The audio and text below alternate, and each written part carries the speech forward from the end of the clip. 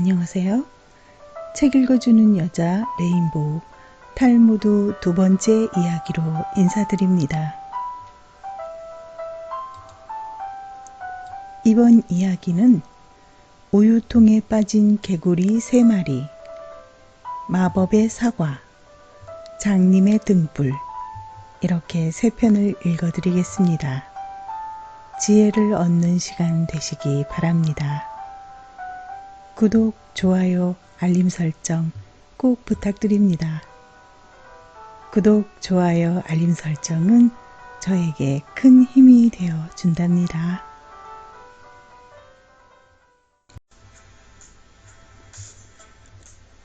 우유통에 빠진 개구리 3마리. 개구리 3마리가 서로 어울려 신나게 뛰어놀고 있었습니다. 우리 누가 가장 높이 뛰는지 겨뤄볼래? 그래, 좋아. 준비, 시작! 펄쩍 뛰어오른 개구리들은 그만 옆에 있던 우유 항아리에 빠지고 말았습니다. 우프, 빨리 여기서 나가야 해. 그러나 우유 항아리가 너무 높아 나갈 수가 없었습니다. 잘 찾아보면 나가는 구멍이 있을지도 몰라. 하지만 아무리 살펴보아도 나갈 구멍은 보이지 않았습니다. 첫 번째 개구리가 조용히 기도했습니다. 다 끝났어. 어차피 나가지 못할 텐데 애쓸 필요 없어. 하늘의 뜻에 맡기자. 이렇게 말하고 2발을 가만히 모으고 있던 첫 번째 개구리는 우유 항아리 안에서 죽고 말았습니다. 두 번째 개구리는 달랐습니다. 있는 힘을 다해 우유 항아리 벽을 기어 올랐습니다. 그러나 머지않아 힘이 다 빠지자 포기하고 말았습니다. 안 되겠어. 이제 희망이 없어.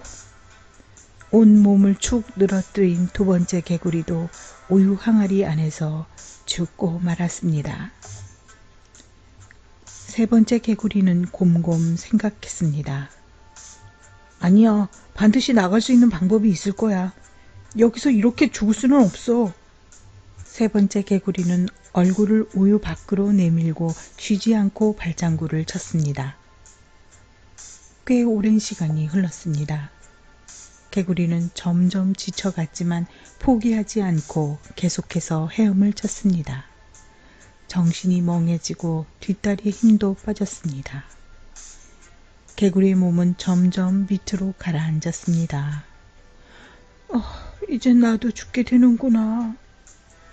그때 개구리 뒷다리에 뭔가 딱딱한 것이 걸렸습니다. 개구리는 정신이 번쩍 들었습니다. 얼른 그 딱딱한 것에 몸을 기대었지요. 딱딱한 것은 점점 위로 올라오더니 곧 우유 항아리 안을 가득 채웠습니다. 마침내 개구리는 우유 항아리를 벗어날 수 있었습니다. 그 딱딱한 것은 무엇일까요? 그것은 바로 세 번째 개구리가 포기하지 않고 쉼없이 헤엄을 친 바람에 우유가 딱딱하게 굳은 거였습니다. 절망의 늪에 빠지더라도 희망을 포기하지 않고 노력하면 마침내 성공할 수 있다는 이야기인 것 같습니다.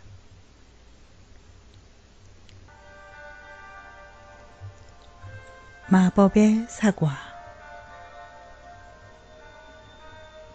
아주 먼 옛날 지혜로운 임금님이 다스리는 평화로운 나라가 있었습니다. 그런데 어느 날부터 임금님이 살고 있는 궁궐에 먹구름이 끼기 시작했습니다. 알고 보니 임금님에게 하나밖에 없는 공주가 시름시름 앓고 있었던 겁니다. 임금님은 용하다는 의사들을 모두 불러들여 공주의 병을 치료하게 했지만 공주의 병은 점점 더 심해지기만 했습니다. 임금님은 고민 끝에 궁궐 앞에 다음과 같이 써붙였습니다. 공주의 병을 고치는 사람은 누구든 내 사위로 삼아 공주와 결혼시키고 이 나라도 물려주겠노라. 이때 궁궐에서 멀리 떨어진 작은 마을에 신비한 보물을 가진 삼형제가 살고 있었습니다. 첫째가 가지고 있는 보물은 아무리 먼 곳에 있는 것도 가까이 볼 수 있는 망원경이었습니다. 둘째가 가지고 있는 보물은 원하는 곳은 어디든 단숨에 갈 수 있는 하늘을 나는 양탄자였지요.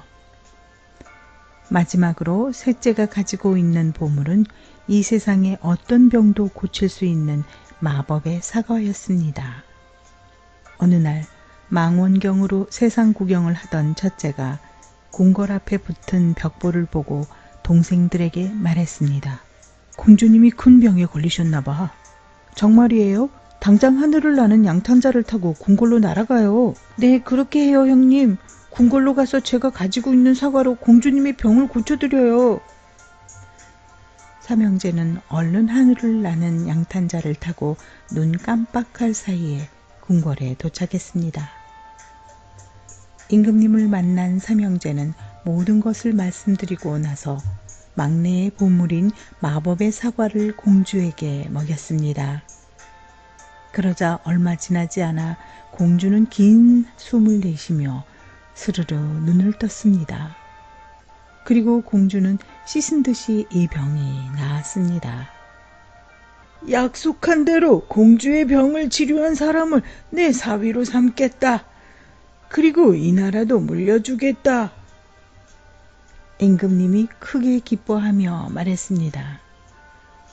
그런데 한 가지 난처한 일이 생겼습니다. 삼형제가 모두 공주와 결혼할 수는 없었기 때문입니다.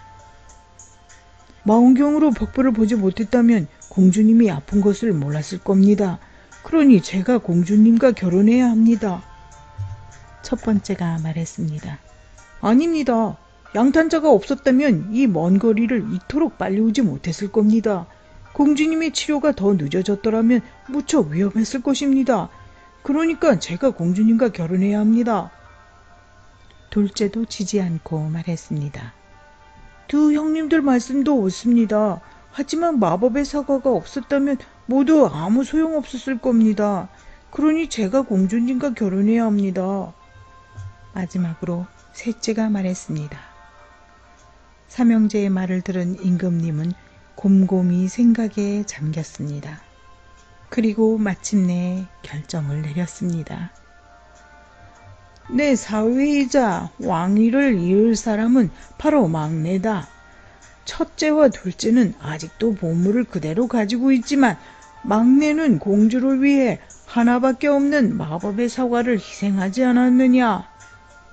자신의 보물을 아낌없이 준 셋째는 공주와 결혼하여 행복하게 잘 살았답니다. 누군가를 도와줄 때 내가 가진 모든 것을 주기는 쉽지가 않지요.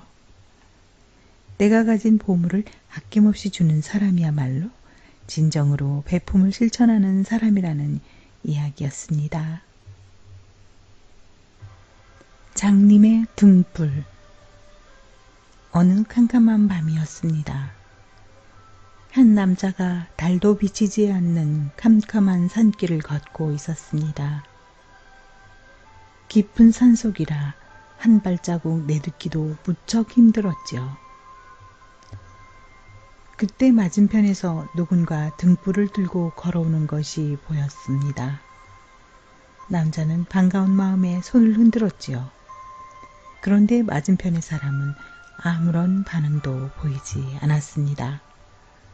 잠시 후 남자 앞에 가까이 온 사람을 자세히 보니 그 사람은 다름 아닌 앞을 보지 못하는 장님이었습니다. 장님은 한 손에는 지팡이를 들고 다른 한 손에는 등불을 들고 있었습니다. 남자가 장님에게 물었습니다. 이보시오. 당신은 앞도 보이지 않는데 왜 등불을 들고 다니시오? 그러자 장님이 빙그레 웃으며 말했습니다. 맞습니다. 저는 앞이 보이지 않습니다. 이 등불은 나보다 다른 사람의 눈을 밝혀주기 위한 것입니다. 이렇게 등불을 들고 다니면 사람들이 내가 걸어오는 것을 보고 피하기 때문에 서로 부딪히지 않는답니다. 남자는 장님의 배려에 크게 감탄하며 고개를 끄덕였습니다. 앞이 보이지 않는 장님이 등불을 든 것은 자신을 위해서가 아니라 앞을 볼 수 있는 사람들을 위한 배려였습니다. 배려란 남을 도와주거나 보살펴주려 마음을 쓰는 것을 말하죠. 남을 위해 양보하고 작은 배려를 베푸는 일은 결코 손해를 보는 것이 아닐 것 같습니다. 잘 들으셨나요? 절망의 늪에 빠지더라도 희망을 포기하지 않고 노력하면 마침내 성공할 수 있다는 메시지를 남긴 우유통에 빠진 개구리 3마리. 내가 가진 소중한 것을 아낌없이 주는 사람이야말로 진정으로 배품을 실천하는 사람이다 라는 뜻이 담긴 마법의 사과, 그리고 배려를 다시금 생각하게 되는 장님의 등불을 읽어드렸습니다. 탈무드의 다음 이야기 또 기대해 주세요. 좋아요, 구독, 알림 설정 꼭 부탁드립니다.